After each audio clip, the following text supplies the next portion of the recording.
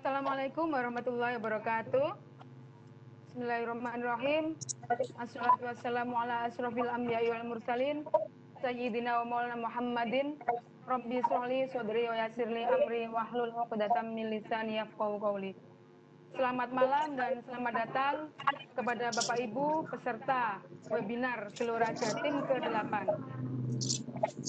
Salam sehat dan merdeka. Meskipun kita saat ini masih dalam suasana pandemi COVID-19, ternyata antusiasme Bapak Ibu untuk menambah ilmu dengan mengikuti atau menjadi peserta webinar kali ini sangat luar biasa dan perlu diberikan apresiasi tersendiri. Adapun materi yang disampaikan pada malam hari ini, tanggal 14 Agustus 2020, adalah karya inovatif sebagai salah satu penunjang kenaikan pangkat.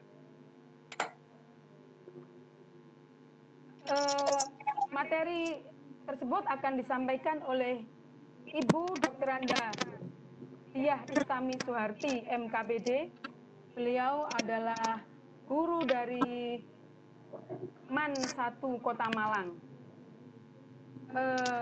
Dan nanti diskusi akan dipandu oleh moderator Ibu Endang Sulistiowati, SPD, SD, dari SDN Ngerami Sukomoto, Nganjuk. Adapun profil atau sedikit biodata dari Bu Diah akan saya bacakan sebagai berikut. Bu Diah ini telah menghasilkan karya yang luar biasa, telah membimbing banyak sekali event-event atau lomba dari tingkat regional maupun tingkat nasional. Karya beliau juga sangat banyak sekali, seperti jurnal dan juga buku. Seperti lomba, beliau pernah menjadi juara lomba artikel di Unibrow tingkat Jawa Timur tahun 2013. Karya beliau menjadi karya terbaik Simposium Nasional di Surabaya tahun 2019. Pernah menjadi juara 2 lomba TTG di Provinsi Kalimantan Selatan. Kemudian beliau juga menghasilkan karya banyak sekali, seperti kalau saya bacakan terlalu banyak, ini antara lain saya cuplik beberapa. Optimalisasi kulit buah mangga sebagai alternatif bahan tambahan makanan produk olahan kerupuk, itu tahun 2015. Kemudian tahun 2016 beliau juga menghasilkan karya Caterpillar biopestisida, kombinasi ekstrak kulit nanas dan daun pepaya terhadap mortalitas ulat tanaman kubis. Kemudian tahun 2017 di acara KTI, karya beliau meminimalisasi penggunaan monosodium glutamat dalam upaya peningkatan pola hidup sehat. Dan masih banyak lagi karya beliau. Yang terakhir tahun 2020 jurnal beliau penerapan metode pembelajaran PISAR dalam pembelajaran biologi untuk meningkatkan motivasi belajar dan prestasi peserta didik kelas 11 MIPA 1 di MAN 1 Kota Malang. Demikian profil singkat dari Ibu Diah. Adapun tata tertib dari acara berikut, yaitu webinar berikut, Bapak Ibu nanti yang akan menyampaikan pertanyaan bisa raise hand atau melalui chat. Kami harap mikrofon Bapak Ibu nanti ditutup. Adapun peserta kita di HP atau laptop Bapak Ibu mungkin tidak terlihat karena kita menggunakan Webex event. Mungkin dari saya cukup sekian. Kemudian akan saya serahkan kepada Ibu Endang sebagai moderator yang akan memandu jalannya webinar kali ini. Kepada Ibu Endang Sulistewati, kami persilahkan. Ya, terima kasih kepada Bu Mutia Farida. Ini merupakan salah satu instruktur dari Gelora Jatim juga yang berasal dari Malang. Selamat malam Bapak Ibu hebat. Meskipun kita dalam kondisi pandemi COVID, kita tidak berhenti untuk selalu menambah ilmu. Untuk malam ini kita akan dipandu oleh presenter Budiah Istami Suharti dengan berbagai prestasi beliau terutama di bidang karya tulis ilmiah. Semoga nanti apa yang beliau sampaikan bermanfaat bagi kita semua. Untuk pengajuan pertanyaan nanti penyampaian materi sekitar 40 menit. Kemudian untuk pertanyaan dari Bapak Ibu kami bagi beberapa dan nanti akan langsung ditanggapi oleh beliau. Tidak perlu menunggu lama, kepada Budiah Istami Suharti kami persilakan. Terima kasih. Assalamualaikum warahmatullahi wabarakatuh. Selamat malam untuk Bapak Ibu semuanya yang hadir pada malam hari ini dalam webinar yang diselenggarakan oleh tim Gelora. Dari Jatim untuk Indonesia. Gelora Jatim mantul di malam hari ini. Terima kasih untuk Bunda Umi yang telah memberikan kesempatan pada saya dan teman-teman semuanya sehingga malam hari ini kita semua dari tim Gelora Jawa Timur bisa tampil di dalam webinar.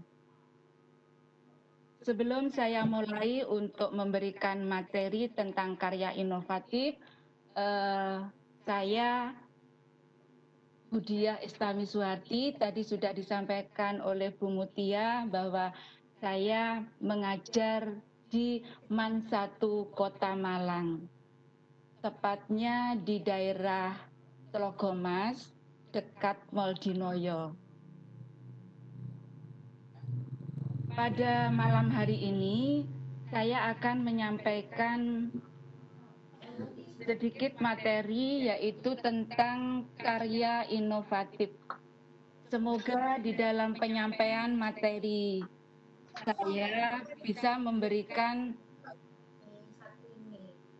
tambahan materi, tambahan ilmu sharing di malam hari ini sehingga Bapak, Ibu, guru dan semua yang hadir pada forum webinar ini bisa mendapatkan manfaat dari materi yang saya sampaikan. Amin.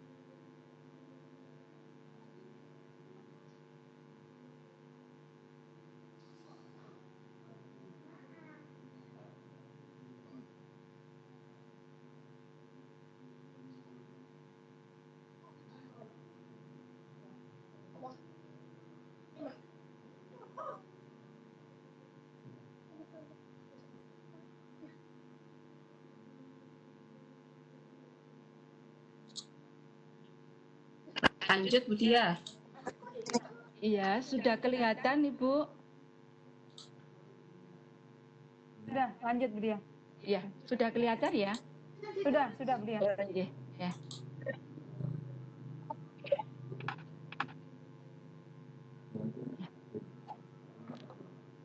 Baiklah, saya mulai. Saya memaparkan tentang karya inovatif sebagai penunjang kenaikan pangkat. Di sini saya memberikan materi karya inovatif ini karena melihat di lapangan banyak sekali Bapak Ibu guru sebetulnya memiliki karya-karya, namun sebagian masih belum atau memanfaatkan dari karya yang sudah dibuatnya. Ya, semoga pemaparan malam ini bisa memberikan gambaran bagi Bapak Ibu semuanya, juga bagi Bapak Ibu kepala sekolah ataupun pengawas yang mungkin bisa hadir pada malam hari ini.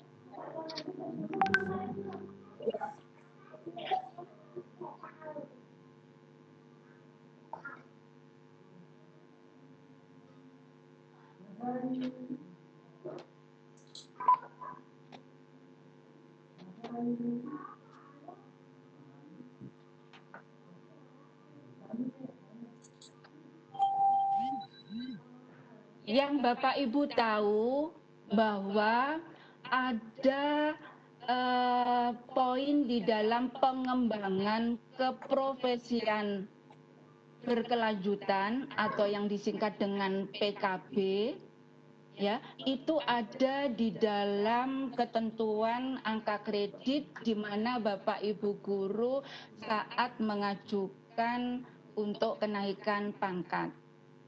Di situ secara lengkap itu ada bidang pendidikan, pembelajaran, dan kegiatan PKB, kemudian unsur penunjang.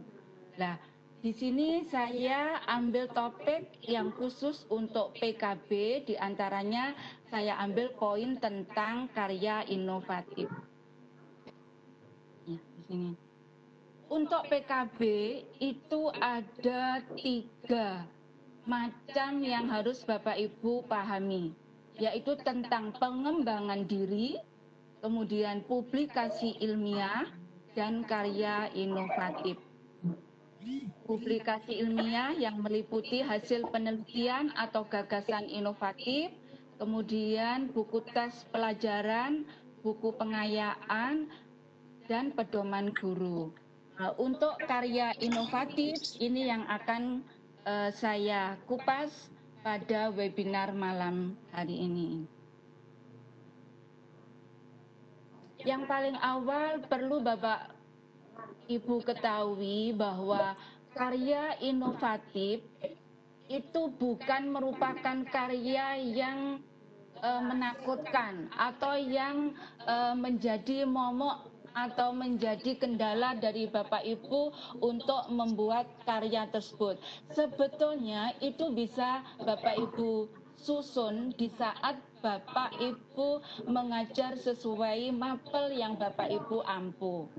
Perlu Bapak Ibu ketahui di dalam pengajuan kenaikan pangkat, mulai dari 3A untuk ke 3B, 3B untuk ke 3C, 3C untuk ke 3D, dan seterusnya, terutama untuk kenaikan pangkat dari 3B ke 3C itu 3B ke 3C itu sudah harus ada karya inovatif yang Bapak Ibu lampirkan. Apalagi jika Bapak Ibu dari golongan 3D ke pangkat 4A. Minimal harus ada publikasi ilmiah, karya yang dipublikasikan, publikasi ilmiah, juga karya inovatif. Bahkan memiliki nilai angka kredit 8. Itu jika Bapak Ibu dari 3D untuk ke 4A. Dari 4A untuk ke 4B, itu poin karya inovatif dan publikasi ilmiah itu 12 angka kreditnya. Nah, Bapak Ibu bisa bayangkan berarti berapa karya yang harus saya siapkan seperti itu. Begitu juga untuk 4B ke 4C itu juga 12 angka kreditnya. 4B ke 4C lebih banyak lagi, 14 angka kredit. Kemudian 4D ke 4E ada 20 karya. Nah, sebagai motivasi saya untuk Bapak Ibu guru semuanya yang hadir pada malam hari ini, selama kita menjadi guru, selama kita bertemu dengan peserta didik, selama kita berbagi sesuai dengan mapel yang kita ampu, kita selamanya akan ketemu dengan istilahnya pengajuan di dalam kenaikan pangkat. Dan itu sebaiknya Bapak Ibu guru harus istilahnya harus mencoba dan membuat karya itu dari mapel yang Bapak Ibu ampu di setiap sekolah atau madrasah yang Bapak Ibu ajarkan. Tergantung nanti KD apa yang Bapak Ibu ajarkan saat itu, bisakah itu saya pakai untuk karya inovatif? Dibuat variasi untuk KD yang ini bisa untuk karya inovatif. Kalau KD yang ini tidak bisa, kayaknya sulit. Yang ini dipakai untuk sebagai media pelajaran sesuai dengan KD yang diajarkan di kelas seperti itu.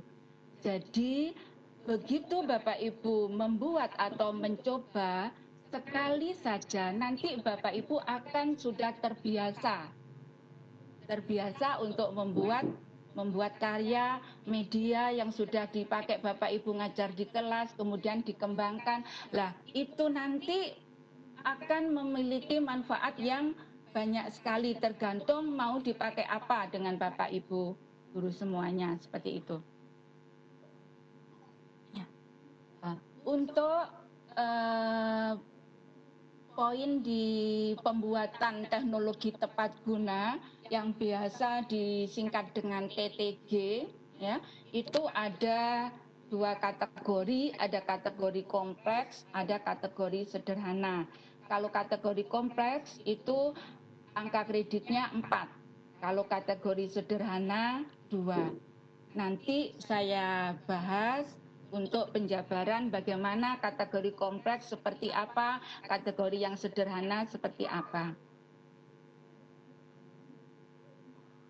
Karya inovatif yang kita lampirkan pada pengajuan kenaikan pangkat itu juga bisa dilakukan secara individu, bisa juga dilakukan Bapak Ibu guru, Bapak Kepala Sekolah, Bapak Kepala Madrasah, ataupun juga Bapak Ibu pengawas, itu secara kolektif. Namun jika secara kolektif nilai angka kreditnya lebih kurang sedikit dibanding jika kita membuat secara individu. Jadi prosentase untuk 2 orang, kalau itu idenya dari salah satu Bapak Ibu, berarti memiliki nilai sebesar 60%. Pencipta yang pembantunya 40%, jika 3 orang 50, 25, 25. Jika 4 orang yang punya ide, pencipta yang utama 40%, pencipta berikutnya dibagi sisanya daripada pencipta utama. Tujuan daripada saya memberikan materi karya inovatif untuk penunjang daripada pengajuan angka kredit, diantaranya bahwa Bapak Ibu nanti peserta dapat memahami tentang pengertian karya inovatif, kemudian macam-macamnya karya inovatif, dan juga bagaimana cara membuatnya, gambaran sepintas tentang pembuatan karya inovatif. Apa itu karya inovatif? Ya. Kalau mungkin Bapak Ibu guru ada yang belum memahami bahwa karya inovatif itu merupakan suatu karya yang berupa hasil pengembangan ilmu pengetahuan, modifikasi atau penemuan dari Bapak Ibu sebagai bentuk kontribusi untuk meningkatkan kualitas proses pembelajaran saat mengajar di kelas sesuai dengan KD dan indikator yang dipakai Bapak Ibu saat memberikan pelajaran itu ke peserta didik. Intinya seperti itu. Sejauh mana Bapak Ibu bisa membuat karya inovasi, paling tidak Bapak Ibu belajar untuk menghayal,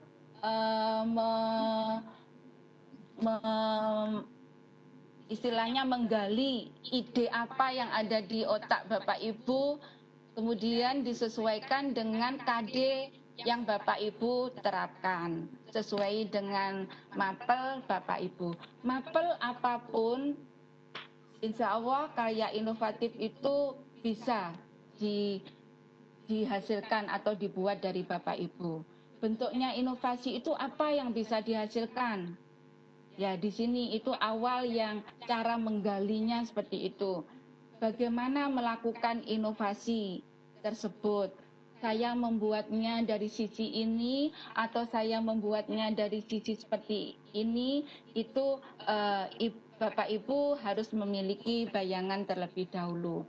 Inovasi dalam hal apa? Ini yang saya sampaikan tadi, disesuaikan dengan mapel Bapak Ibu yang diajarkan kepada peserta didik dan sesuai dengan KD yang diajarkan.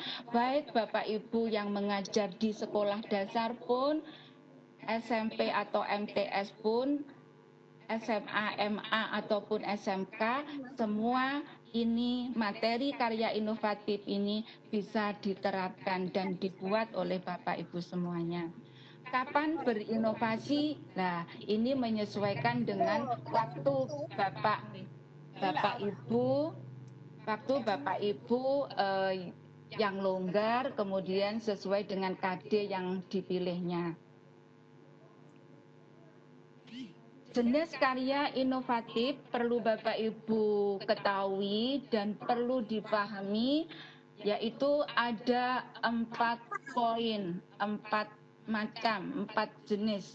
Yang pertama, menemukan teknologi tepat guna, yang biasa sering disingkat dengan TTG.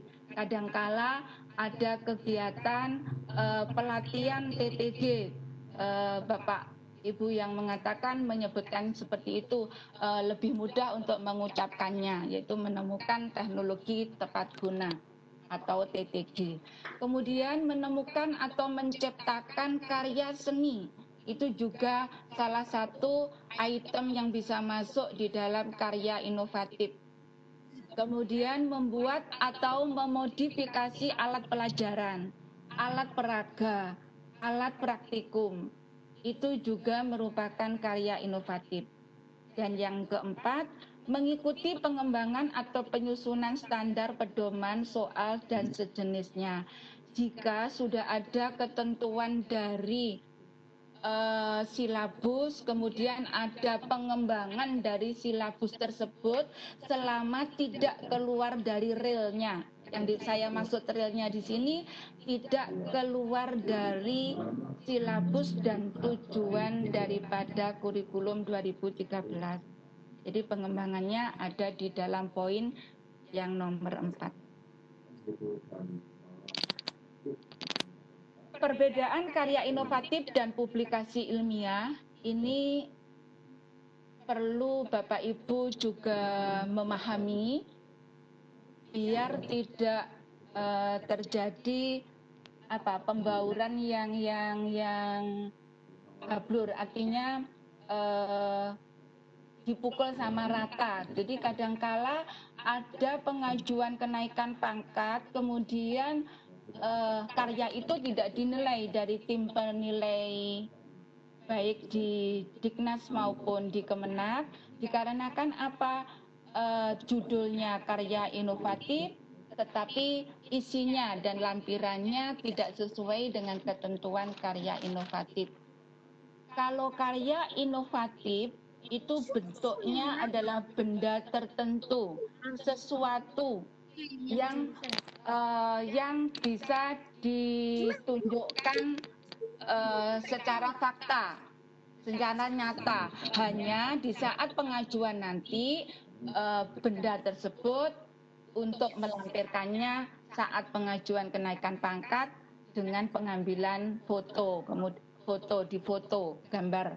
Kemudian bisa juga jika itu berbentuk video, linknya yang dibutuhkan, kemudian untuk laporannya, linknya itu dimasukkan di dalam laporan karya inovatif. Kalau publikasi ilmiah itu berupa karya tulis ilmiah, jadi berupa paper. berupa laporan tertulis, bisa PDF, bisa Word di situ. Untuk lampirannya, kalau karya inovatif wajib ada foto. Kalau perlu ada video untuk memperkuat. Dan ditunjang juga dengan pengakuan. Pengakuan di sini misalnya secara tingkat yang bawah atau yang ringan ya. Misalkan Bapak Ibu menghasilkan sesuatu produk ya, lah itu diujikan kerjasama dengan universitas, kemudian diujikan apakah itu berbahaya atau tidak produknya. Jika itu misalnya alat atau mesin atau media, lah yang misalkan yang pernah saya lakukan tentang alat penjernihan air. Nah, saya kerjasama dengan Jasa Tirta. Jadi saya bawa ke sana, kemudian diujikan apakah benar alat ini istilahnya bisa dimanfaatkan ke masyarakat seperti itu. Apakah airnya penyaringan ini bisa untuk konsumsi manusia atau hanya cukup hewan atau hanya untuk dimanfaatkan para petani seperti itu. Ini yang dimaksud pengakuan. Jadi nanti suratnya dari universitas atau mungkin lembaga yang mendukung karya Bapak Ibu itu nanti dilampirkan saat pengajuan kenaikan pangkat. Kalau publikasi ilmiah karena itu terkait apa?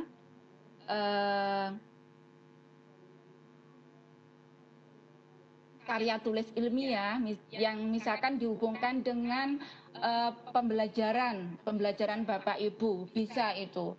Misalnya Bapak Ibu yang mengajar fisika pada materi gerak, walaupun ada alat di laboratorium fisika tentang misalnya pendeteksi gerak lurus berubah beraturan seperti ini, sudah ada alatnya. Kemudian Bapak Ibu punya inovasi dari alat itu atau membuat istilahnya kontak listrik yang menunjukkan apa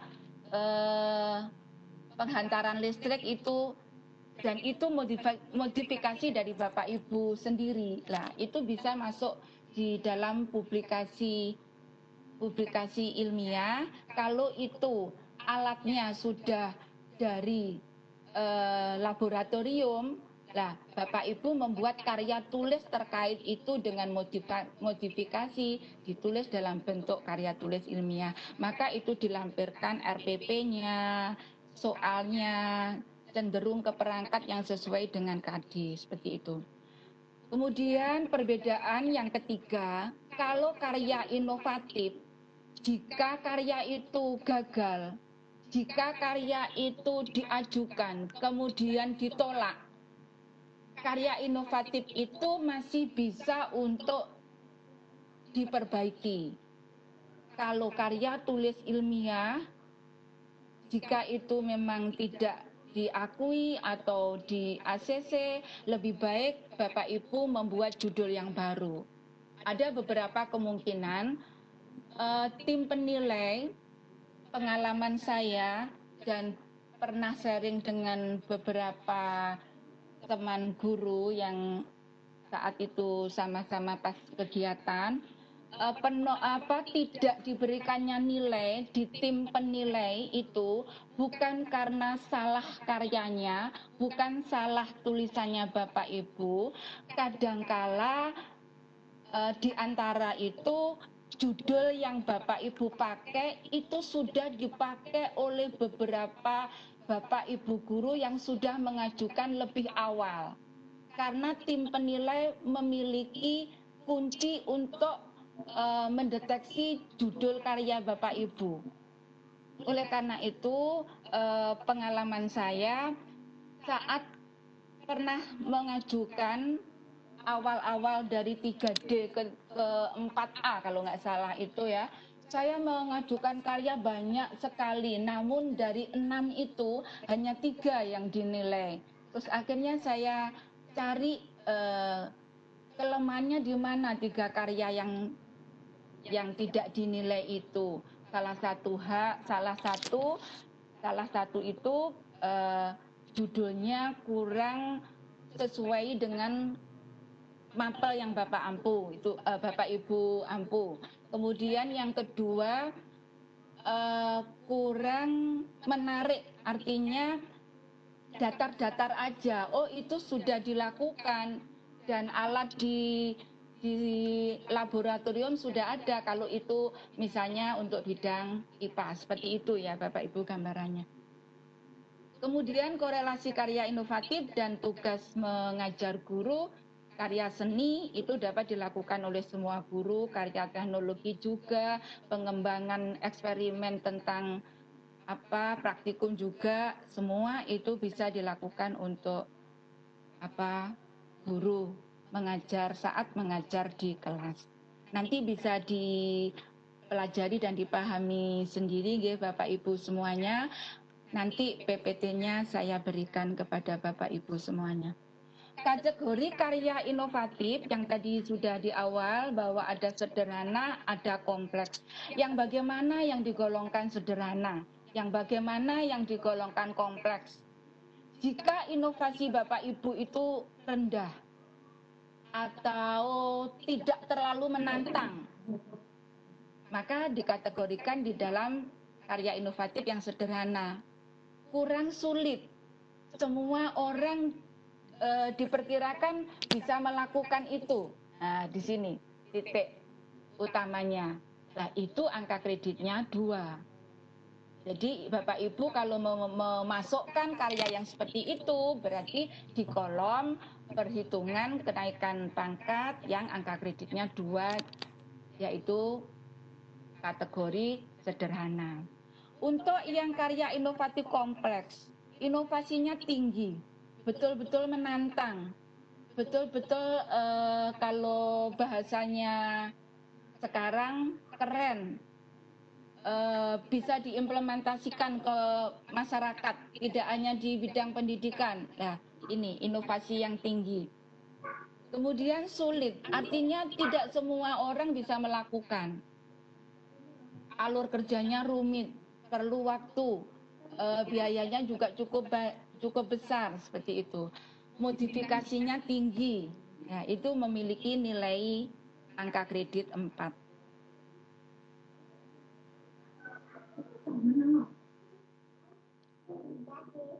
Yang pertama saya kupas sedikit tentang teknologi tepat guna, karya hasil rancangan, pengembangan, percobaan, sains, atau teknologi yang dibuat atau dihasilkan dengan menggunakan bahan sistem yang harus atau melalui prosedur metodologi penelitian.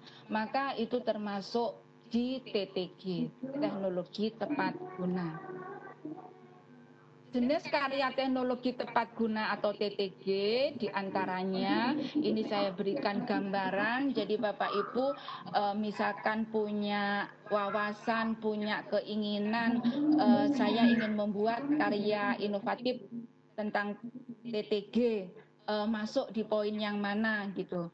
Jadi yang pertama, hasil pengembangan metodologi atau evaluasi pembelajaran, pembimbingan sesuai bidang tugas mengajar. Misalnya, karena saya mengajar biologi ya, nanti contohnya Bapak Ibu menyesuaikan sendiri. Misalnya di kelas 11 itu ada pelajaran tentang jaringan, ya, jaringan hewan. Nah, KD di situ selama ini siswa itu akan lebih mudah memahami jika dengan ditunjukkan contohnya secara konkret, apalagi anak-anak itu diberi contoh membuat, kemudian per kelompok anak-anak menirukan, itu lebih mudah, lebih masuk di otak anak-anak seperti itu. kemarin seperti yang pernah saya terapkan, saya membuat tentang macam-macam daripada jaringan. Jadi jaringan otot polos. Jadi saya membuat dari bahannya plastisin itu, Bapak Ibu. Seperti itu. Lah, itu juga merupakan sebuah karya dari Bapak Ibu yang bisa dilampirkan nanti. Jadi diambil fotonya, kemudian diberikan judulnya, KD-nya apa, indikatornya apa, tujuannya apa, perancangannya bagaimana. Kalau itu nanti diberikan tugas ke anak-anak, petunjuknya bagaimana, dan seterusnya. Yang kedua, hasil eksperimen atau sains teknologi sesuai bidang tugas mengajar yang bermanfaat untuk pendidikan atau masyarakat. Yang Bapak Ibu ajarkan sesuai dengan KD, tetapi jika itu diimplementasikan, tidak hanya di bidang pendidikan, bisa juga di bidang di masyarakat, bisa juga. Misalkan kalau Bapak Ibu mengajar di sekolah dasar, ada yang mengajar mapel IPA istilahnya. Bapak Ibu mempunyai inovatif seperti misalnya membuat timbangan yang jungkat-jungkit itu ya. Bapak Ibu punya inovatif apa? Nah, itu dikembangkan seperti itu, bisa itu dimasukkan di dalam karya TTG. Program aplikasi komputer yang bermanfaat untuk sekolah di bidang pendidikan ataupun masyarakat. Ya, di sini ini terutama untuk Bapak Ibu guru yang mengampu mengajar di bidang komputer. Banyak sekali sekarang apalagi masa-masa pandemi ini pembelajarannya daring. Nah, ini Bapak Ibu yang punya keahlian di bidang komputer banyak sekali karya yang dibuatnya. Kemudian alat atau mesin yang bermanfaat untuk sekolah juga di bidang pendidikan ataupun masyarakat yang dibuat oleh semua guru sesuai dengan mapel yang diampu. Tidak bergantung bidang tugas mengajar atau membimbing ya. Di sini bisa dikembangkan atau kolaboratif bisa di sini. Misalkan guru fisika dengan guru ekonomi membuat karya inovatif. Lah, guru ekonomi nanti bisa juga memberikan kontribusi. Jadi karya itu bisa dipasarkan, bisa digunakan masyarakat lingkup sekitarnya. Kemudian syukur kalau sudah diakui, istilahnya bisa keluar kota, bisa dimanfaatkan di sini. Ini yang dimaksudkan TTG yang terkait istilahnya kolaboratif dengan Bapak Ibu guru pengajar yang lainnya. Kemudian menciptakan karya seni. Ya, di sini. Ini terutama untuk Bapak Ibu guru yang mengajar seni budaya. Kalau di sekolah dasar mungkin ada pelajaran keterampilan dibedakan lagi mungkin ya. Untuk MTS dan SMP insya Allah juga ada mapel untuk karya seni ini bisa dibuat karya inovatif yang bisa diajukan untuk kenaikan pangkat. Jenis-jenis karya seni ya di sini. Kalau bentuknya seni sastra, salah satu contohnya cerpen, puisi, naskah. Bapak Ibu guru yang mengajar bahasa Indonesia, yang mengajar di sekolah dasar, SMP, MTS maupun SMA, di sini bisa masuk di poin yang A. Jika memiliki karya-karya seperti itu, juga Bapak Ibu guru pengajar bahasa Inggris, bahasa Jerman, bahasa Jepang, mungkin yang punya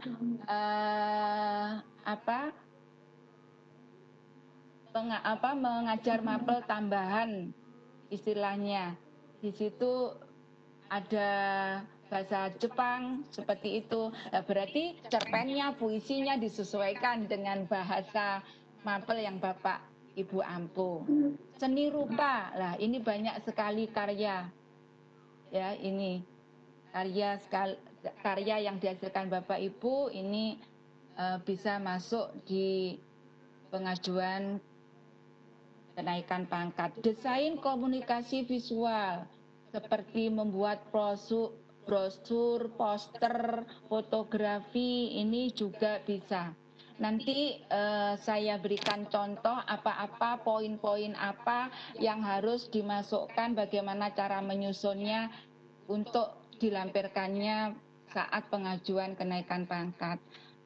Bidang seni busana, terutama jika di SMK yang jurusan istilahnya busana. Kemudian seni pertunjukan, teater, drama, Bapak Ibu guru yang mengajar, kemudian memiliki tugas tambahan, mengajar di eskul teater, eskul tari, nah ini bisa dimanfaatkan. Kemudian membuat atau memodifikasi alat pelajaran, alat peraga dan alat praktikum. Ya, ini sesuai dengan KD yang Bapak Ibu berikan ke siswa. Jenis alat pelajaran atau peraga, posternya sesuai dengan pelajaran yang diampu. Contohnya istilahnya apa, modelnya, bendanya, kemudian alat bantu pelajaran seperti pada mapel IPA, sesuai dengan KD, Bapak Ibu membuat teknik strategi pelajaran dengan metode demonstrasi di depan. Kemudian Bapak Ibu menunjukkan alat sesuai dengan KD yang Bapak ajarkan. Itu juga merupakan karya inovatif. Kemudian alat praktikum seperti itu ya, nanti dipahami sendiri oleh Bapak Ibu, nanti PPT-nya diberikan oleh saya. Kemudian jenis alat praktikum, ada yang sains, ada yang teknik, di saat melampirkan itu diberi penjelasan. Kemudian yang keempat tadi mengikuti pengembangan penyusunan standar. Jadi membuat pedoman guru, istilahnya setiap semester itu bisa dimodifikasi, istilahnya sesuai dengan KD yang Bapak Ibu ajarkan dan pengembangan apa. Misalkan Bapak Ibu dengan beberapa teman kolaboratif untuk membuat penyusunan soal untuk latihan UNBK peserta didik, kemudian dengan modifikasi apa dan seterusnya, ini masuk di sini. Kemudian bukti fisik apa yang nanti Bapak Ibu lampirkan, laporan kegiatan, kemudian naskahnya, jangan lupa surat keterangan dari Bapak Kepala Sekolah atau madrasah, ya, mengetahui artinya diajukan, di print, kemudian diajukan ke Bapak Kepala untuk mengetahui sehingga memperkuat dari karya yang Bapak Ibu buat. Surat keterangan jika itu misalkan Bapak Ibu melampirkan karya inovatif, yang karya inovatif itu pernah dipakai untuk lomba. Misalkan Bapak Ibu mendapatkan sertifikat, apalagi jika juara, kemudian dilampirkan, itu suratnya dari lembaga yang mengadakan, daftar hadirnya, kemudian surat apa jalannya yang diberikan dari sekolah, itu dilampirkan semua. Praktek perbaikan atau penyusunan karya inovatif, karyanya istilahnya harus disiapkan. Membuat analisis terhadap karya tersebut juga harus hati-hati, karena jika susunan daripada karya Bapak Ibu istilahnya keliru, maka tim penilai nanti dikira Bapak Ibu plagiat ya istilahnya. Ya, jadi harus ada kasih dari Bapak Ibu. Kemudian mendiskusikan hasil analisis dengan narasumber. Jadi kalau Bapak Ibu memang karya itu dipresentasikan, jadi Bapak Ibu harus melampirkan juga surat kegiatan tersebut. Jika sempat untuk dialog dengan Bapak Ibu guru atau tim penyelenggara dan seterusnya, itu juga dilampirkan. Apalagi daftar pustakanya. Jadi Bapak Ibu mengambil untuk memperkuat dasar teorinya dari buku apa, jadi itu harus dilaporkan. Jadi jangan sampai ini penyempurnaan tersebut formatnya apa itu, jangan sampai bahasanya ada plagiarisme dari Bapak Ibu. Karena apa? Bapak Ibu sebetulnya mengerjakan sendiri, tapi dasar teorinya itu Bapak Ibu tidak mencantumkannya di daftar pustaka, seperti itu. Kemudian pelaporan secara lengkap.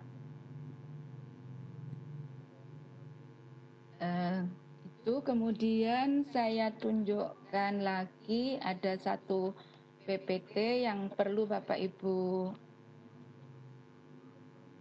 pahami juga.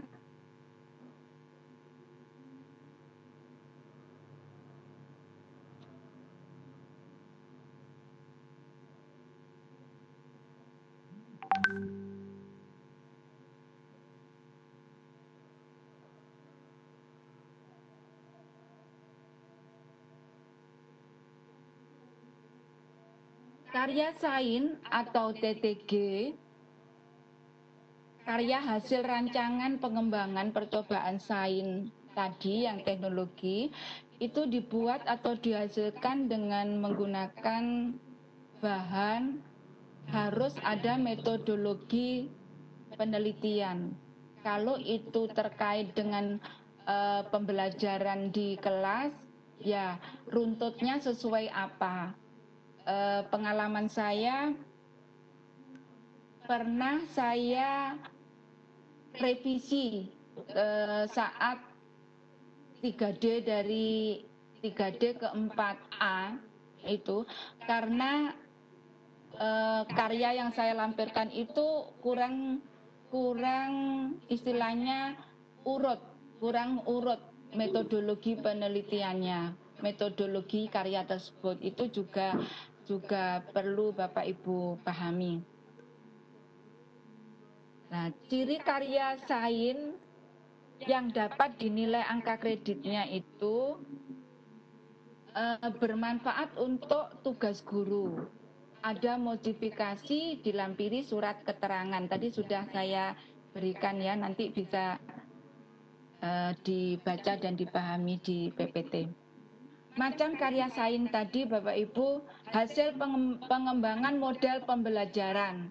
Ya, contoh kalau saya di biologi, saat mengajar biologi pada materi pencernaan makanan kelas 11 semester 2.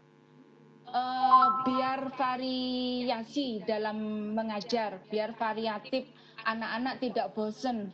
Kalau kita mengajar, kemudian kita menjelaskan di depan 2 jam pelajaran, apalagi sekarang itu justru tidak pas sesuai dengan kurikulum 13. Pernah saya memberikan materi pencernaan makanan itu, saya membuat game. Nah, itu dibuat dari apa? Istilahnya gambarnya organ-organ pencernaan, kemudian saya tempelkan di kertas manila, terus saya rangkai mana lambungnya, ususnya dan seterusnya. Kemudian di situ saya siapkan soal-soal di papan sebelahnya, kemudian saya setelkan dengan lagu mana anak-anak yang saya matikan, kemudian koin atau apa gitu, siswa itu maka mengambil soal yang sudah saya siapkan. Ternyata itu sangat menarik dan anak-anak justru lebih paham seperti itu. Media dan alat bantu pembimbingan siswa.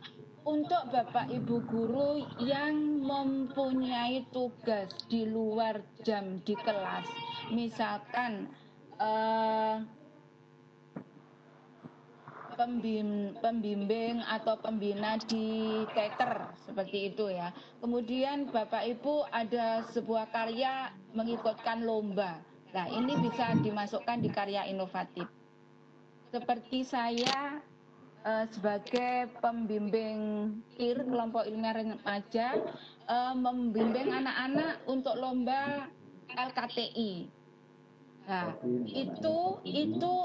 itu juga bisa dimasukkan di dalam karya inovatif Bapak Ibu jika Bapak Ibu melakukan pembimbingan seperti itu.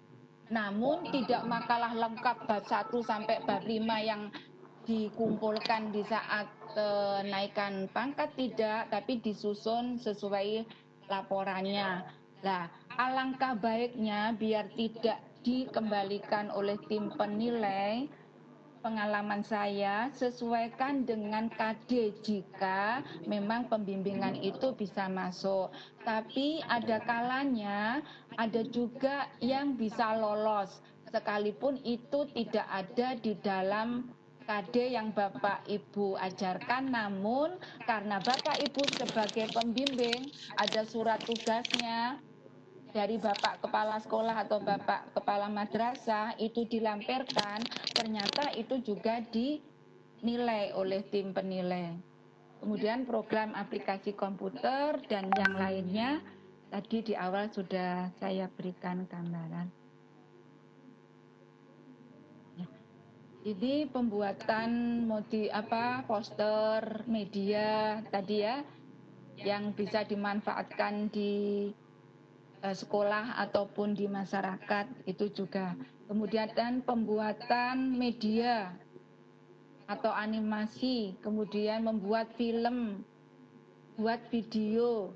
Nah, itu nanti linknya yang ditulis di dalam laporan tadi bisa diajukan untuk kenaikan pangkat juga.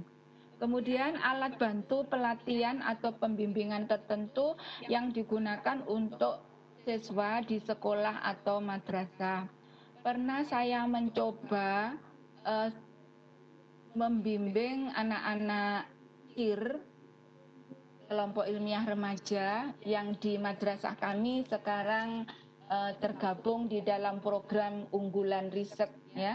Itu saya membuat ide menambal ban, tetapi tidak pakai teori yang umumnya tambal ban seperti itulah. Ini bisa dimasukkan di poin karya inovatif karena itu bisa diimplementasikan ke masyarakat. Itu mungkin Bapak Ibu yang mengampu mapel matematika juga bisa bagaimana menghitung istilahnya luas, kemudian membuat segi 6, segi 5 terbuat dari kawat atau besi kecil seperti itu, karena saya pernah lihat juga. Tetapi yang lain daripada yang lain yang tidak dilakukan oleh Bapak Ibu guru sebelumnya, dikasih modifikasi walaupun itu sedikit aja, itu sudah bisa untuk karya inovatif dari Bapak Ibu semuanya.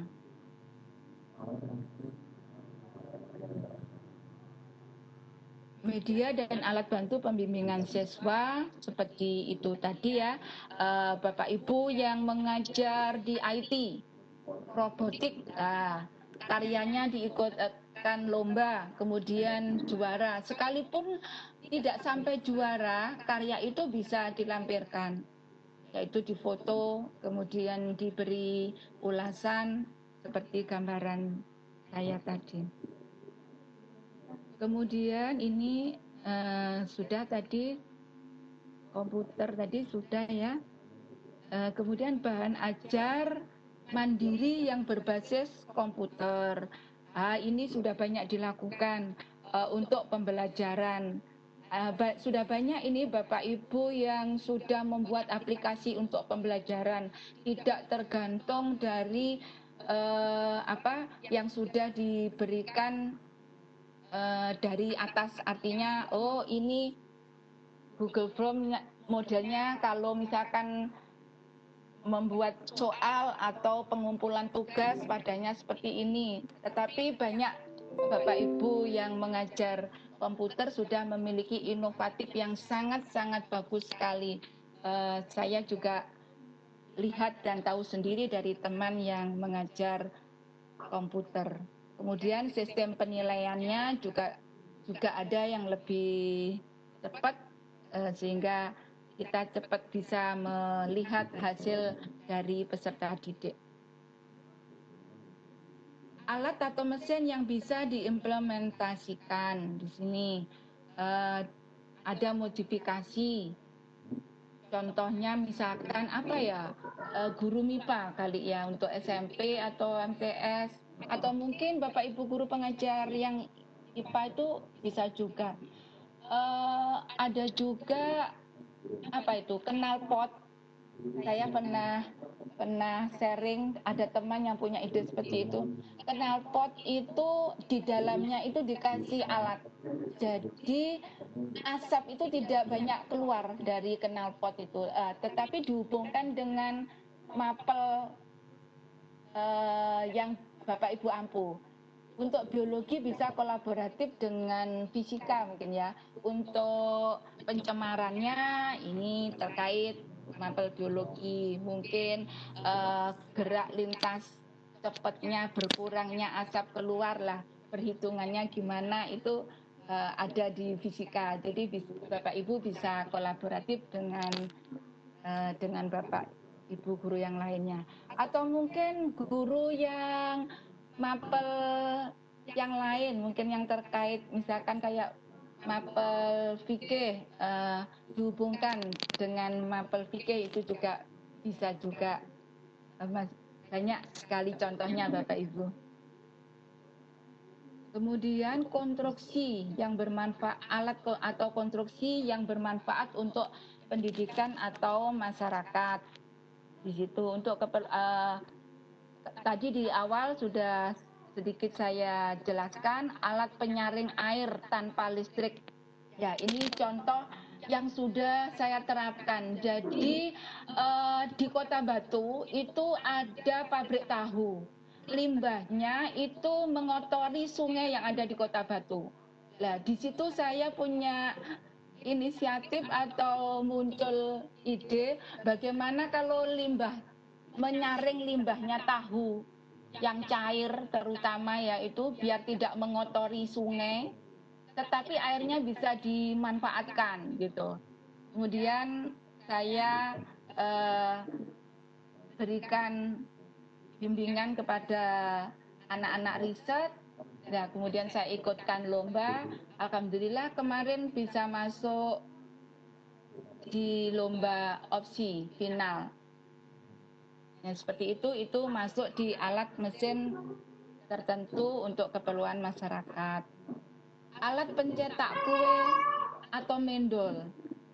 Kalau orang misalkan depot besar, kalau membuat mendol itu satu-satu ditata lama sekali ya. Nah, ini saya juga membuat alat cetakan dari kayu. Jadi begitu dicetak mendolnya itu bisa langsung 5 jadi 5 mendola. Ini bisa dimasukkan juga di alat konstruksi yang bermanfaat karena itu tidak hanya diajarkan ke peserta didik tetapi bisa diimplementasikan ke masyarakat. Kalau terkait diajarkan di kelas ini terkait di pelajaran kelas 11 bisa masuk di makanan, zat-zat makanan, sistem pencernaan makanan, kaitannya sama zat-zat makanan, bagaimana mengkonsumsi makanan yang sehat, ya itu bisa masuk. Konstruksi tertentu untuk keperluan masyarakat, ya mengkonstruksi alat misalkan kayak ini Bapak Ibu yang di pondok-pondok itu ya, air buangannya itu kan banyak sekali ya bagaimana mengkonstruksi alat yang bisa memanfaatkan air buangan air wudhu baik di pondok atau mungkin di sekolah itu. Dan itu tidak hanya terkait di pendidikan, maksudnya dimanfaatkan di sekolah, tetapi itu bisa dimanfaatkan di masyarakat. Di antaranya memberikan gambaran untuk ke pondok, mungkin di masjid atau di instansi lainnya yang bermanfaat. Kemudian membuat alat pendeteksi banjir. Ya, ini yang sedang saya rancang. Saya berikan gambaran. Saya berangkat dari ide pelajaran kelas 10 terkait dengan pencemaran air yang terkait dengan ekosistem, pembuangan air hujan yang sangat melimpah, ya. Bagaimana alat itu bisa membantu kita. Jika sungai itu airnya deras sekali, maka alat itu akan bunyi atau dikasih lampu, ya seperti itu. Gambarannya seperti itu.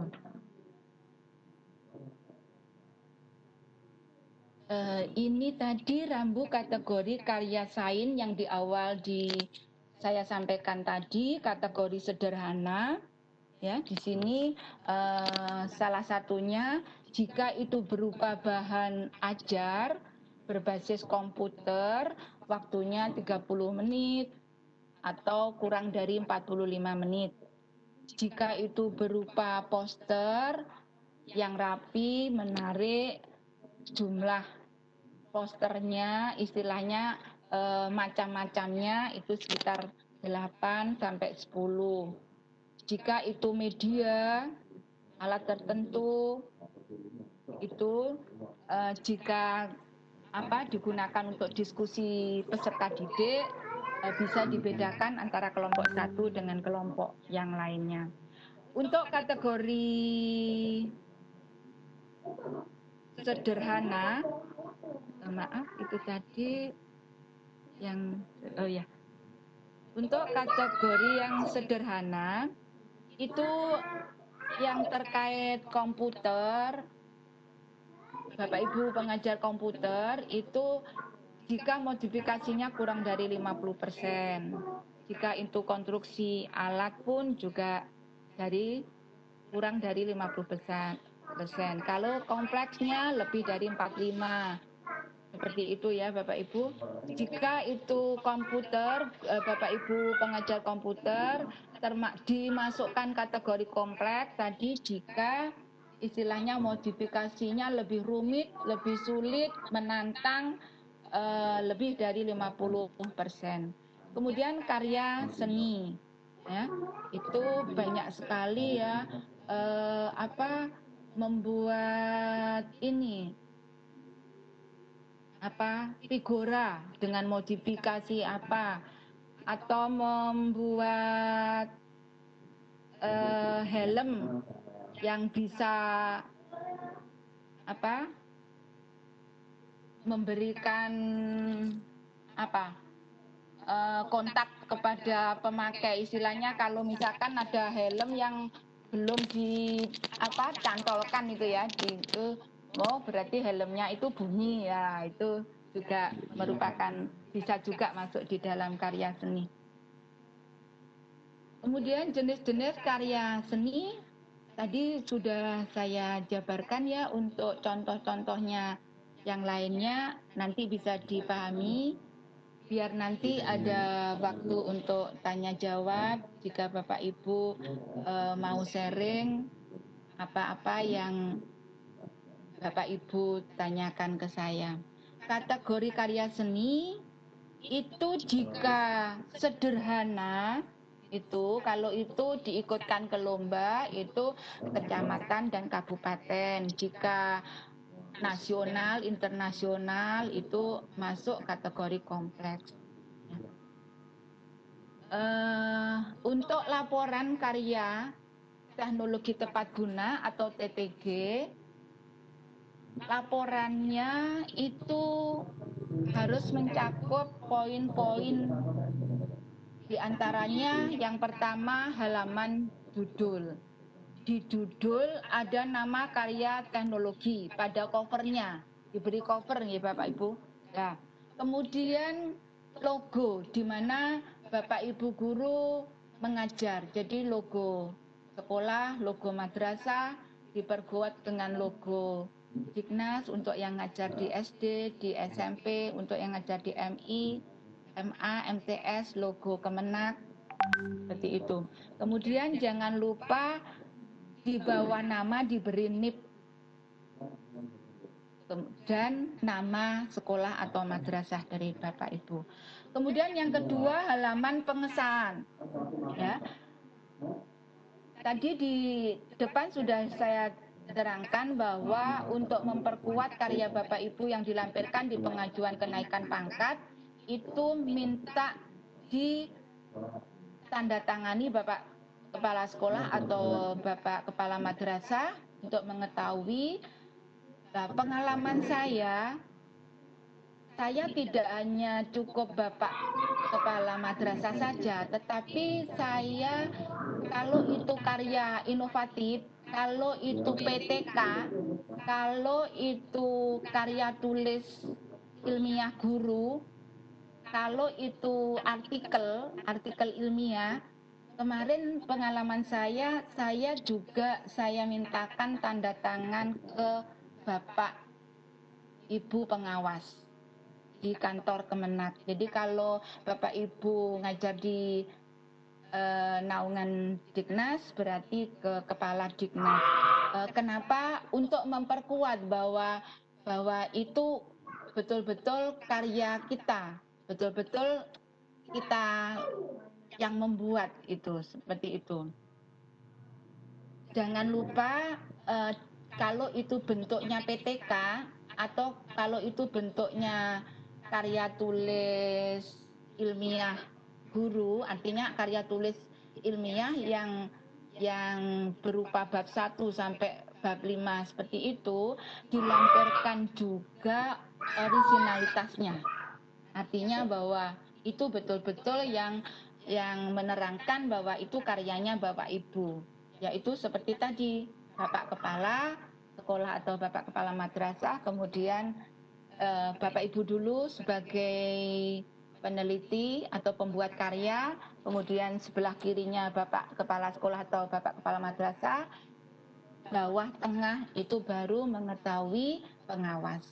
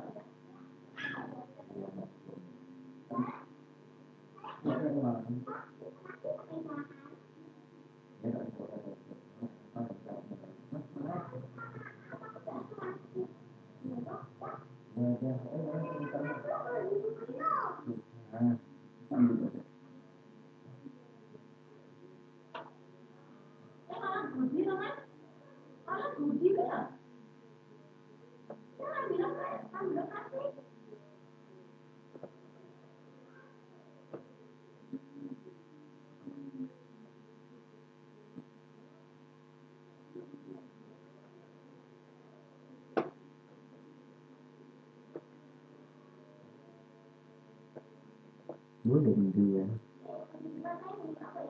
Nah, sekarang yang dia. Oh, dibuka ya.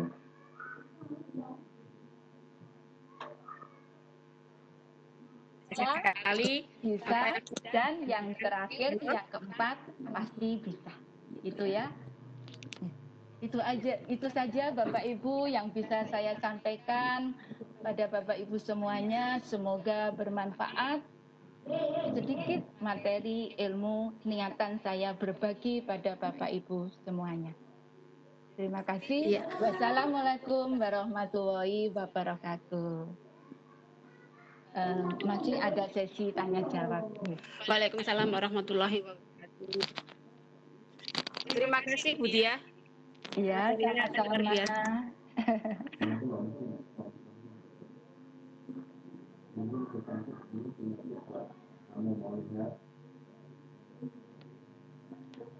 Monggo Bu Endang dipandu jika ada Bapak Ibu yang mau bertanya, masih ada waktu. Masih ada waktu. Nggak usah, ya tutup nih, bikin tutup kan.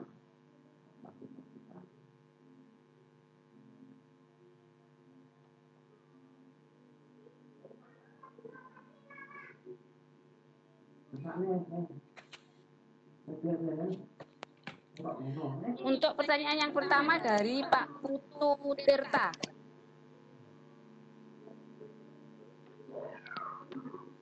Iya. Tertulis atau tidak, Bu?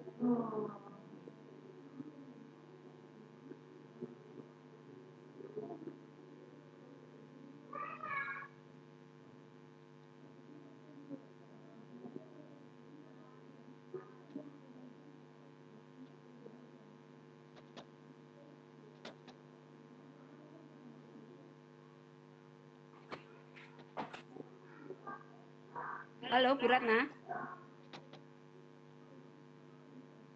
Gimana, Bu Ida? Suara saya dengar enggak? Sudah masuk. Oh, ya, makasih. Bu Dia, ini ada pertanyaan dari Pak Putu Tirta. Karya Ya. video dan apakah bisa mendapatkan angka kredit? Apa saja ketentuannya? Durasi waktunya berapa? Kemudian syarat minimal dan maksimalnya. Monggo langsung ditanggapi saja. Ya. Terima kasih. Tadi di PPT sudah saya paparkan. Untuk video pembelajaran bisa, Bapak Putu. Nanti yang dilampirkan di dalam penyusunan laporan itu linknya dituliskan. Ya, ditunjang juga dengan foto-fotonya kalau ada juga. Jadi video pembelajaran ada.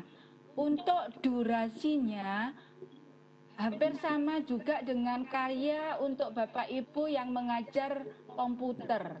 Ya, kalau Bapak Putu memasukkannya karya inovatif yang berupa video pembelajaran itu, misalnya di kategori sederhana, berarti Bapak Putu ketentuannya seperti tadi yang saya paparkan di PPT. Tetapi kalau video pembelajarannya itu datar-datar saja, artinya begini, namanya karya inovatif ya Bapak Putu, juga Bapak Ibu guru yang lainnya, inovatif. Jadi Bapak Ibu pilih yang betul-betul video pembelajaran itu yang inovatif, seperti itu. Artinya tidak hanya videonya ini aja, seperti banyak yang sudah diketahui atau ditemukan dari Bapak Ibu. Jadi bagaimana cara Bapak Ibu mengambil video tersebut. Nanti kalau masih ada waktu, saya tayangkan salah satu contoh dari video pembelajaran. Ya, kalau masih ada waktu, saya ada banyak video pembelajaran. Salah satunya bisa masuk ke kategori yang karya inovatif seperti itu. Kemudian durasinya itu seperti yang sudah saya terangkan tadi, karena masuk di kategori sederhana, berarti durasi videonya buat aja 15 menit. Kalau misalkan panjang dan mencakup indikator-indikator lebih dari 1, bahkan indikator 3 tercakup semuanya di situ, berarti bisa dimasukkan di kategori kompleks seperti itu. Ya, terima kasih Bu Dia. Iya. Lagi dari ini Pak apa Bu ya? Maaf kalau salah sebut. Dari Ibu Purnawati, apa perbedaan alat peraga dan alat pelajaran? Alat peraga dengan alat Pelajaran. ya.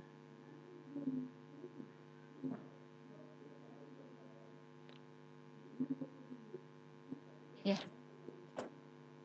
Terima kasih. Ibu siapa tadi?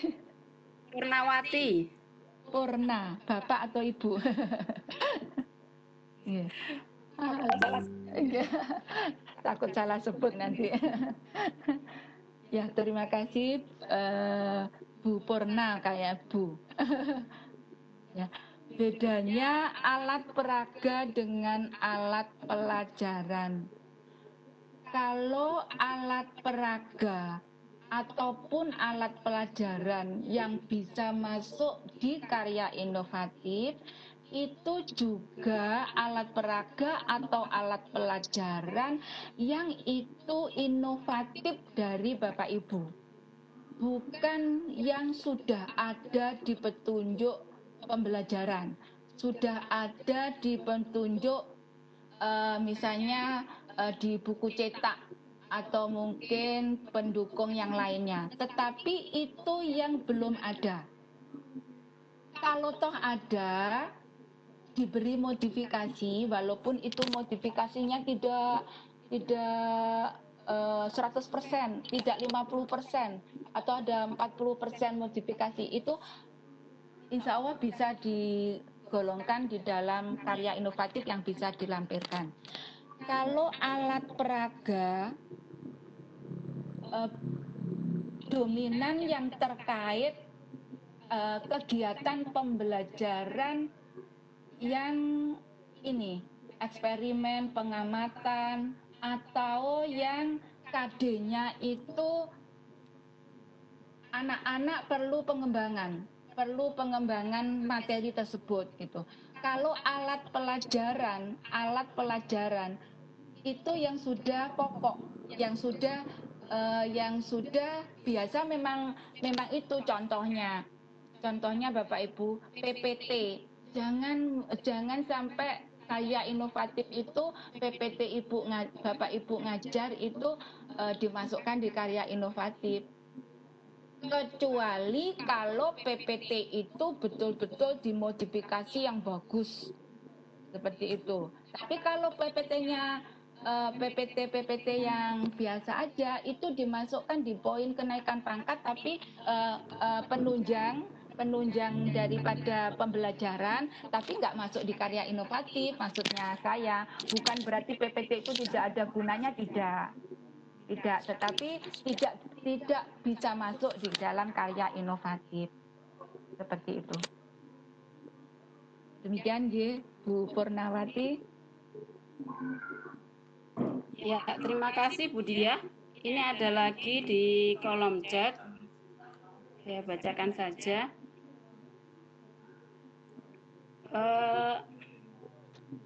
Izin bertanya Bu Dia, piagam penghargaan mengikuti lomba, apakah bisa mendapat angka kredit? Jika dapat, juara di tingkat apa saja yang bisa mendapatkan kredit, angka kredit dan kelengkapannya apa saja? Terima kasih. Ya, piagam mengikuti lomba itu memiliki angka kredit, bisa dilampirkan untuk pengajuan kenaikan pangkat. Pengalaman saya pernah juara lomba karya tulis guru kreatif itu tingkat nasional. Pada waktu itu juara 3, itu sertifikatnya saya lampirkan. Surat tugas dari Bapak Kepala Sekolah, Bapak Kepala Madrasah saya lampirkan. Jadwal kegiatan itu saya lampirkan.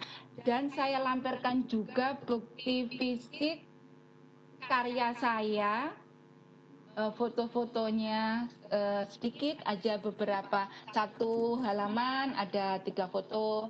Kemudian ada foto bukti fisik saat saya kegiatan di tempat final pada saat itu di Jogja, kalau nggak salah seperti itu. Nah, berapa nilainya, terus tingkat apa yang bisa. Nah, untuk tingkatnya itu membedakan nilai angka kreditnya.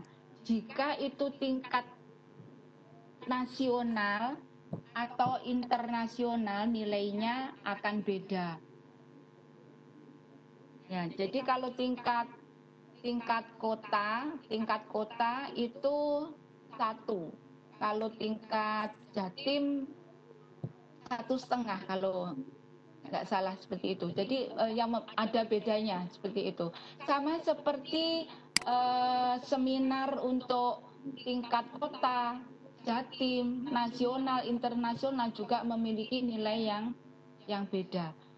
Kalau toh misalnya Bapak Ibu tidak juara, itu pun dilampirkan aja. Misalkan finalis lomba apa gitu, dilampirkan. Itu nanti juga tetap dinilai kok dengan tim penilai. Saya kemarin yang finalis itu juga. Kemudian saya ini Bapak Ibu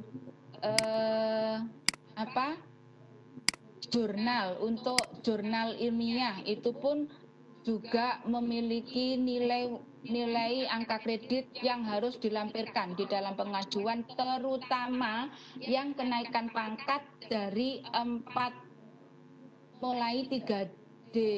3D itu sudah ada publikasi ilmiah, yaitu itu terutama yang 4A ke 4B itu untuk publikasi ilmiah itu wajib ada dan karya inovatif juga harus ada.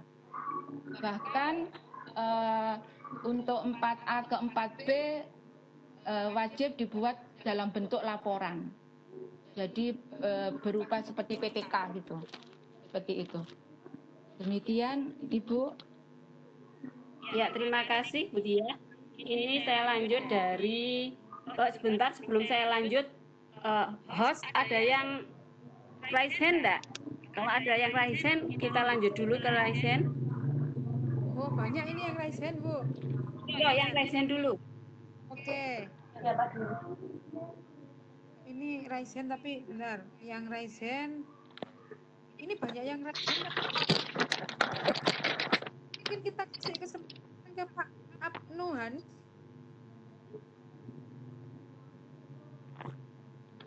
Bu Ratna mungkin bisa dibuka speakernya Pak Abnu Hanif.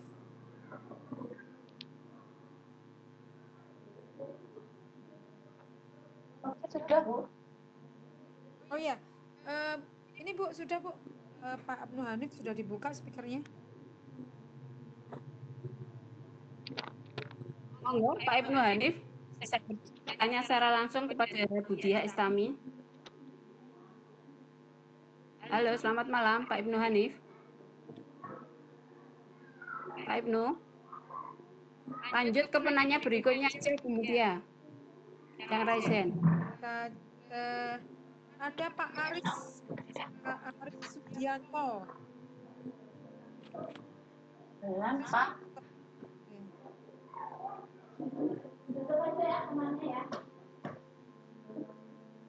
Pak Aris Sugianto.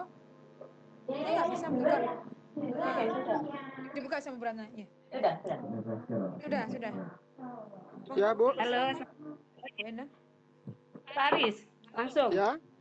Bisa dengar ya? Ya. Siap. Assalamualaikum warahmatullahi wabarakatuh. Terima kasih waktu yang diberikan, Ibu. Suara saya sampai, Bu? Iya, dilanjut Pak Abnu. Dilanjut Pak Abnu. Pak Aris ini, Bu. Oh. Tadi katanya Pak Abnu Hanif. Nanti Pak Aris. Oh iya, nggih, mohon maaf. Iya, monggo Pak Aris. Masalah menanyakan tentang angka kredit buku, Bu. Berapa angka kredit buku itu yang peraturan terbaru itu kalau yang sesuai dengan jurusan kita dan tidak sesuai dengan jurusan kita yang buku itu sedang ditulis, itu saja Bu. Terima kasih. Oh iya, terima kasih Pak Aris.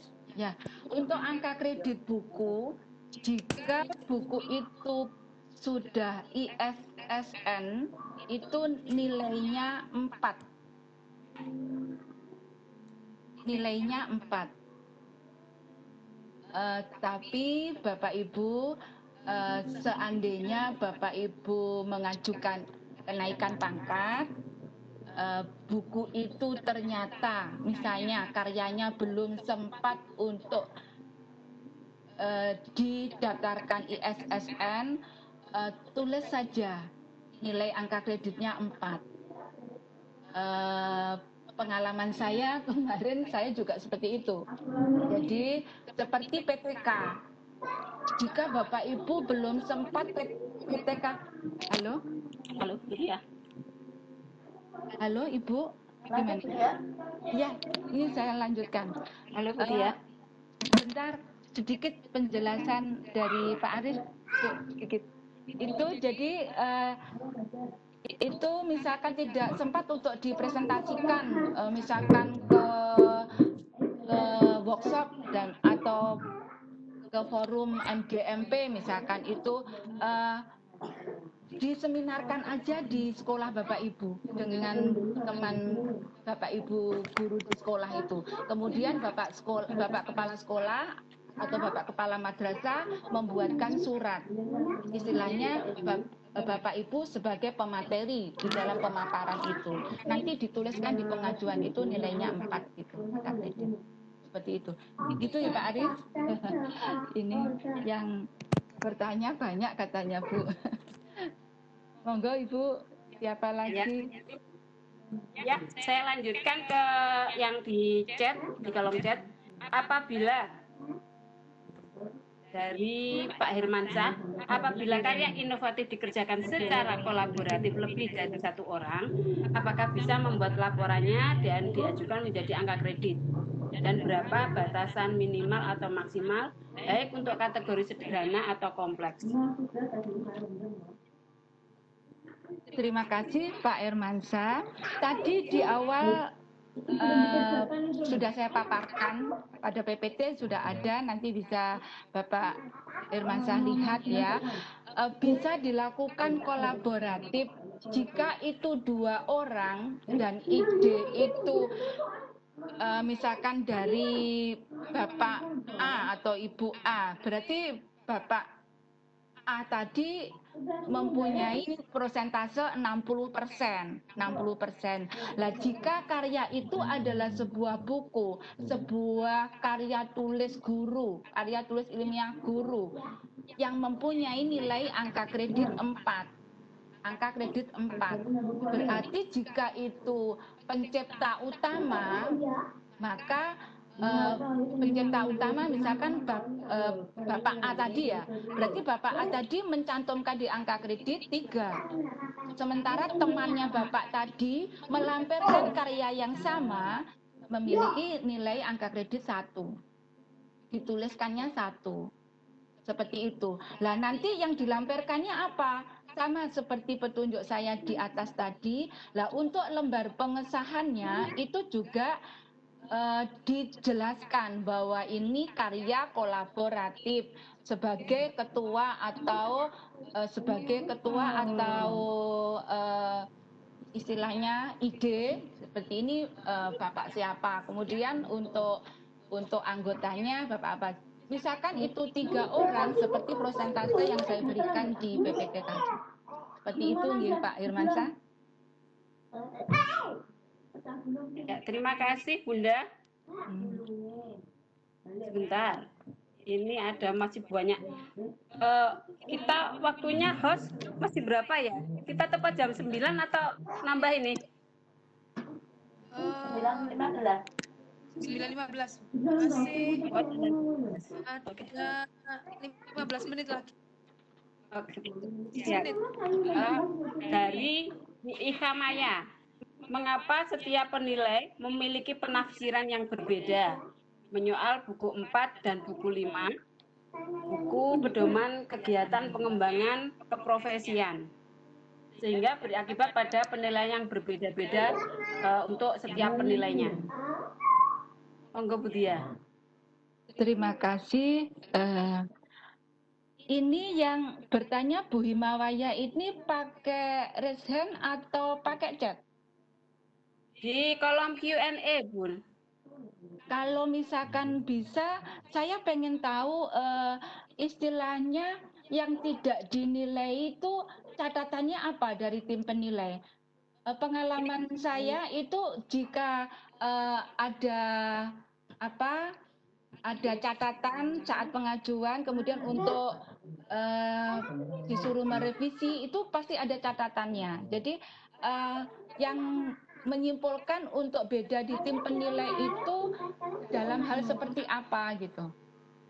Ya, saya bacakan Bunda ya. Contoh ketika gurunya mengajukan dupak untuk karya inovasi A, di penilai pertama tidak lolos. Sementara di penilai kedua saat dinilaikan karya tersebut diterima. Tapi memang gini Bunda, ini juga pengalaman saya. Memang bukan di penilai A sama penilai B, tapi di antar kabupaten pun itu juga memang ada perbedaan meskipun untuk panduan penilaian pengembangan keprofesian itu sudah ada apa istilahnya panduannya di buku 4 dan buku 5. Tapi memang seperti itu di lapangan. Iya Bu Endang, sudah jelas kok saya. Iya, cuma saya kan pengen tahu istilahnya membantu Bu Himafaya tadi. Tapi jika saya tidak bisa komunikasi langsung, gambarannya seperti ini. Kriteria penilaian itu setiap tim penilai punya skor, istilahnya panduan penilaian itu yang sama. Kenapa saya mengatakan seperti ini? Salah satu dari tim fasilitator yang bulan Mei dengan bulan Juli kemarin saya daring di pelatihan, salah satunya dari Bapak itu tim penilai dari Jakarta. Lah, itu saat daring dari panitia sebelum webinar daring itu sempat dialog juga. Lah, intinya ada sangkut pautnya dengan apa yang ditanyakan Bu Himawaya ini. Jadi panduannya atau skornya, cara poin-poinnya itu tetap tidak boleh menyimpang dari buku 4, buku 5 itu tidak boleh dari itu. Nah, yang membedakan mungkin diterima atau tidaknya itu setiap tim penilai punya sisi cara pandang yang berbeda-beda. Ada yang detail banget, seperti juri lomba. Juri lomba juga demikian. Pernah siswa saya itu di lomba tingkat nasional hanya masuk final karyanya. Menurut saya itu bagus banget ya. Masuk final. Jadi cuma masuk 5 besar saja pada waktu itu di Jakarta, di ISPO. Nah, kemudian karya itu saya variasi lagi, saya dandani sedikit, terus saya ikutkan lagi di tingkat nasional. Itu dapat juara 1. Nah, berarti tim penilainya itu punya ciri tersendiri, punya variasi tersendiri. Oh, ini melihatnya dari sisi ininya seperti itu. Sementara saya bisa memberikan gambaran seperti itu, Ibu Himawaya. Semoga bisa menambah wawasan pada Bu Himawaya. Terima kasih Bu Dia. Mungkin dari yang Raisen, saya kembalikan ke host dulu. Ada yang Raisen, bisa bertanya langsung. Ini coba ke Pak Dhani Maulana, coba. Pak Dhani Maulana, mungkin bisa dibuka Bu Nana. Pak Dhani Maulana. Sudah. Iya, halo. Oh, sudah, iya. Ya, Iya Pak, monggo. Kedengar ya Bu ya? Iya Bapak, monggo. Iya. Monggo.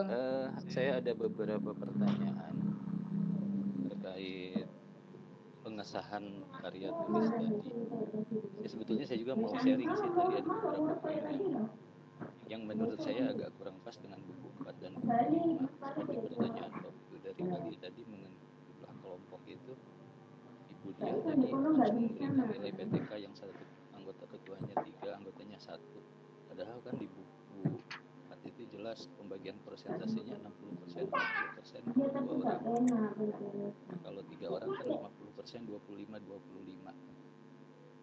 Dan kalau 4 orang hanya 40%, ketua 20%, 20%, 20% untuk anggota.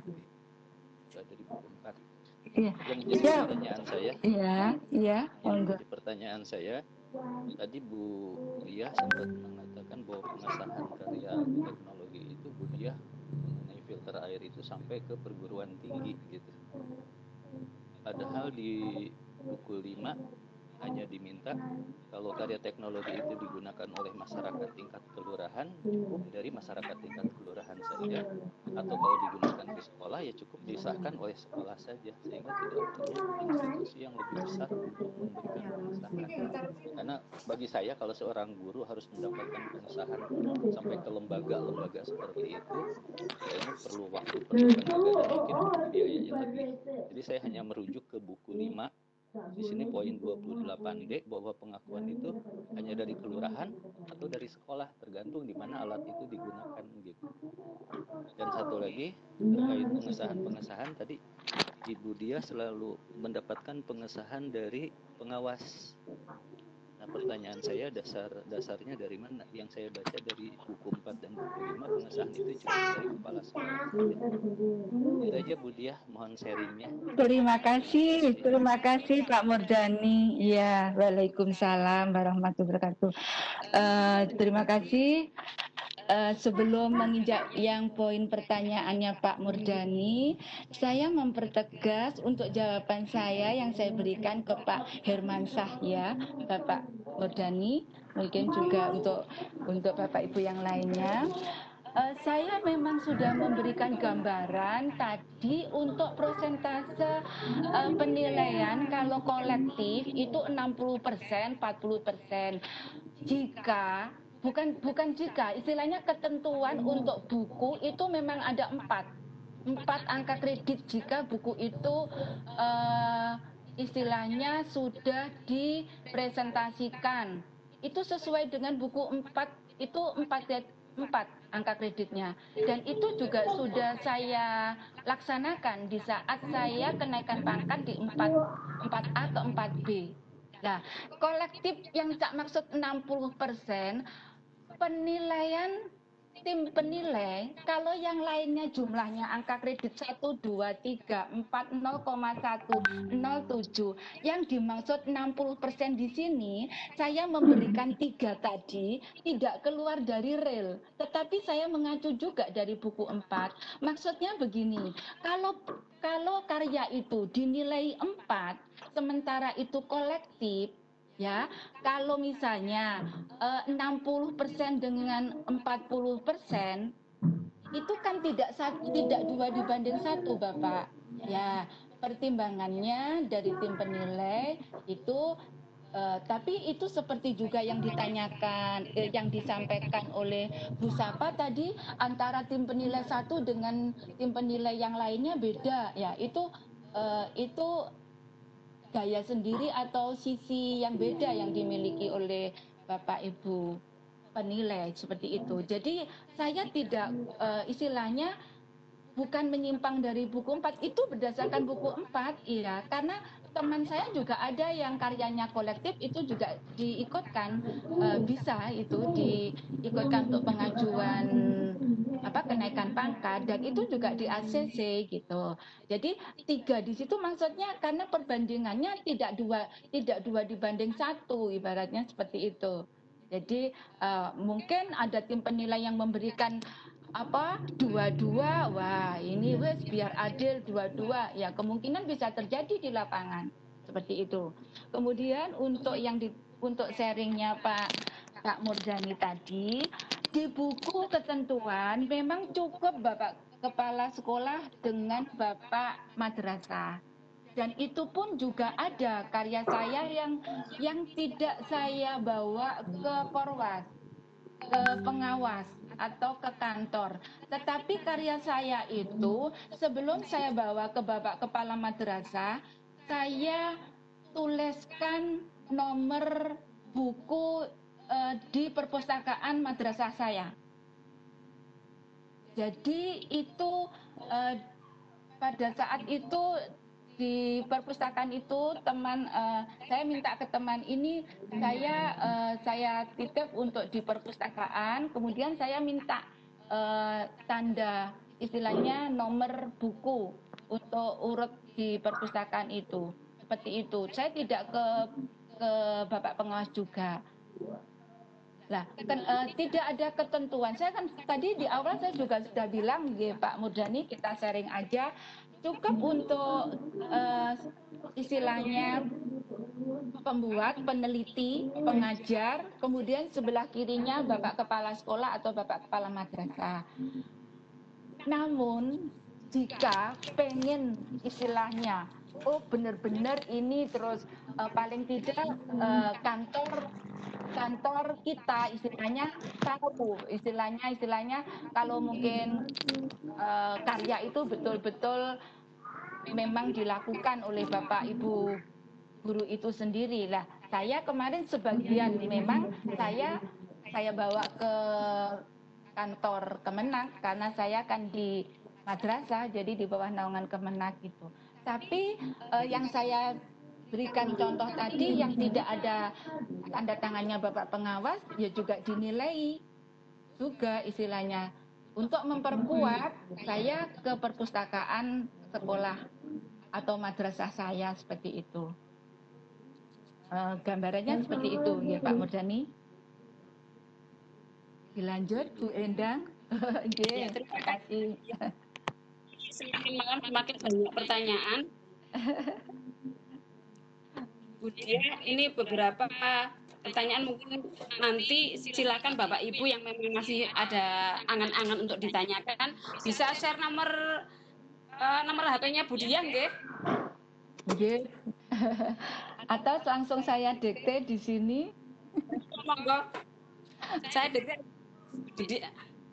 Bagi Bapak Ibu yang masih punya pertanyaan, nanti bisa menanyakan langsung kepada beliaunya. Tapi pesan saya Bu Endang yang kemarin tak sampai. Iya, pokoknya jangan japri karena memang banyak seperti saya ya. Japri itu terkadang tidak terbaca karena kita kan sudah ada 4 grup. Ada 5 grup Gelora Jatim 5 mungkin bisa nanti disambung di sana. Kemudian saya lanjutkan ke pertanyaan yang ada di kolom chat. Selamat malam Bu, saya golongan 3B. Saya mengantar berkas golongan ketiga C, tapi berkasnya didiamkan Bu karena tidak ada PTK. Padahal saya mempunyai jurnal dan juga menulis buku ada 4 dan terdaftar di ISBN. Namun apa ya kakak apa ini? Saya sepertinya ditolak. Apakah kenaikan golongan C wajib membuat PTK? Dengan Ibu siapa tadi Bu Endang? Ya. Dengan Bu siapa? Ini hanya karena saya pakai HP hanya SS. Oh betul ya sudah saya jawab istilahnya Bu SS pakai HP yang untuk 3B ke 3C itu yang sudah saya paparkan tadi di PPT tidak wajib untuk punya karya buku kayak yang ISSN atau PTK tidak lah belum dinilainya pengajuan kenaikan pangkat itu bapak atau ibu ya istilahnya coba dilacak dulu di Diknas kalau misalkan mengajar di Diknas, kalau di Kemenak dilacak di Kemenak minta surat pengantar dari Kemenak di mana Bapak Ibu ngajar, di mana di Diknas Bapak Ibu ngajar, surat pengantar, kemudian surat pengantar itu ke provinsi dulu. Jadi Bapak Ibu datang ke kantor tingkat provinsi dulu. Untuk mengetahui posisinya berkas Bapak Ibu itu ada di mana. Seperti itu. Jadi kalau nanti Bapak Ibu diam saja sementara sudah 5 tahun, kalau menurut saya istilahnya ya dilacak, istilahnya dicari kekurangannya apa, berkas itu berhenti di mana, seperti itu. Jadi kalau misalnya nanti kantor membantu, coba Bapak Ibu saya ceknya dulu, misalkan untuk di provinsinya posisinya gimana, berarti Bapak Ibu enggak usah berangkat ke provinsi. Tapi kalau misalkan kantor istilahnya tidak menawarkan seperti itu, minta izin, bisakah untuk ke kantor provinsi dan seterusnya. Sementara saya bisa memberikan gambaran seperti itu, Bapak Ibu SS. Terima kasih Bu Dia. Pertanyaan terakhir karena sudah 21:10 menit.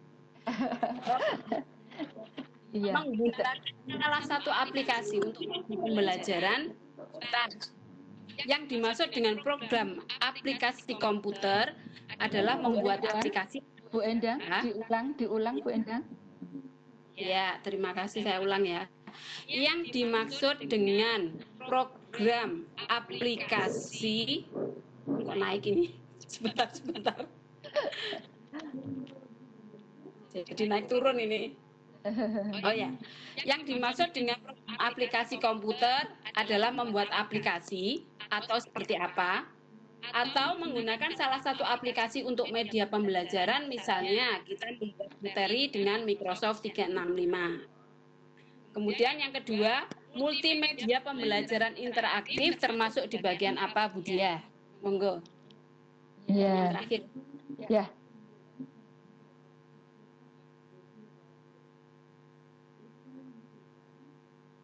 Halo, Bu Dia? Halo, ya. Terima kasih. Pertanyaan yang pertama, yang dimaksud dengan aplikasi komputer itu masuk di poin yang mana? Karena poin yang saya sampaikan atau PKB-nya tadi mengambil sisi karya inovatif. Jadi aplikasi komputernya juga yang punya nilai inovatif. Kalau memang itu sudah ada sebelumnya, ada variasi dari karya Bapak Ibu. Seperti itu. Kalau memang itu aplikasi komputer yang tidak punya tantangan, tidak inovatif, itu bisa dilampirkan di poin-poin pengajuan pengajuan kenaikan pangkat di poin yang tidak masuk di karya inovatif. Nah, pertanyaan yang kedua, menjawab pertanyaan yang kedua, multimedia interaktif itu masuk gimana? Halo, gimana Bu Endang? Yang dimaksud gini, tadi yang program aplikasi komputer itu apakah membuat aplikasi? Aplikasi, sebuah aplikasi misalnya apa itu biasanya yang kayak seperti di Google Play, atau menggunakan salah satu aplikasi yang sudah ada untuk media pembelajaran, misalnya membuat materi dengan Microsoft 365. Iya Bu Endang, tadi sudah saya sebutkan, yang membuat namanya inovatif, aplikasi yang membuat. Ya sudah saya jabarkan tadi, istilahnya membuat aplikasi. Kalau toh itu pakai aplikasi yang sudah ada modifikasi gitu. Seperti itu. Oh iya. Pertanyaan yang kedua saya jawab, multimedia interaktif masuk di kategori mana? Multimedia interaktif, kalau video pembelajaran interaktif ya itu bisa masuk di dalam bahan ajar. Tadi yang istilahnya alat atau media untuk bantu bahan ajar. Kalau multimedia interaktif, melihat dulu karya Bapak Ibu itu multimedia interaktif dalam hal apa? Ya. Halo Bu Endang. Ya lanjut udah. Ya. Jadi dalam hal apa?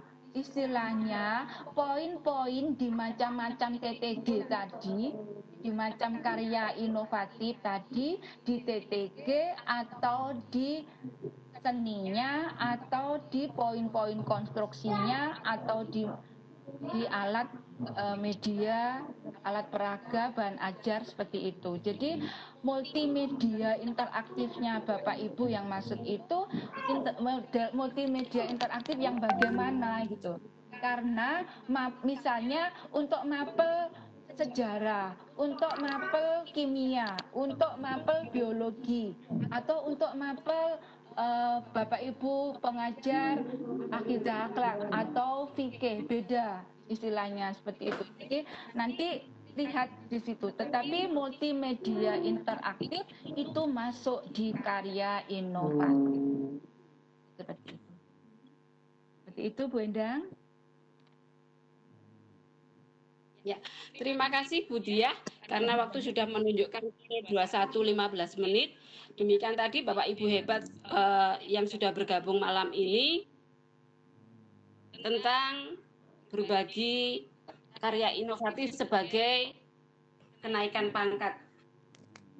Menarik sekali, bahkan banyak sekali dari yang bergabung malam ini ada 255 peserta dari berbagai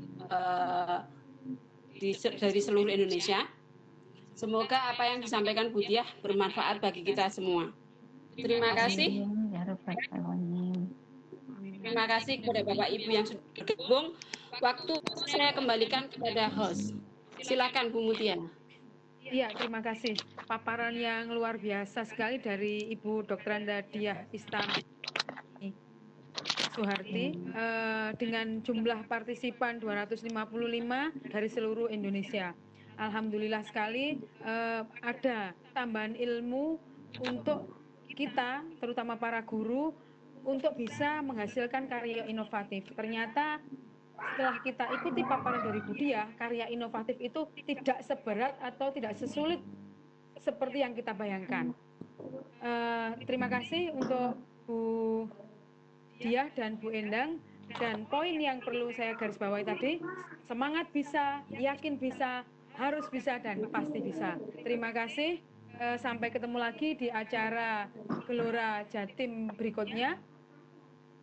Wassalamualaikum warahmatullahi wabarakatuh. Selamat malam.